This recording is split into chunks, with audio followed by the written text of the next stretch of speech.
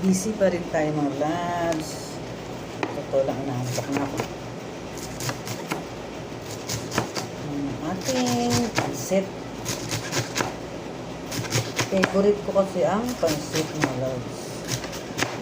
Kaya kahit ilang okasyon, pag nag-crave ako ng pansit, nagluluto ako mga labs ng pansit. It's one of my favorite kasi pansit. Itong ating pansit na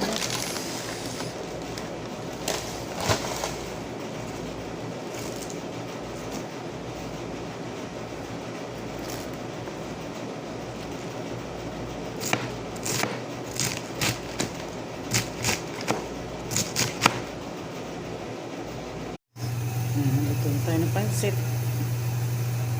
Pansit. Yan, mga sa mantika ng manok. Ito na rin tayo kukuha ng mantika.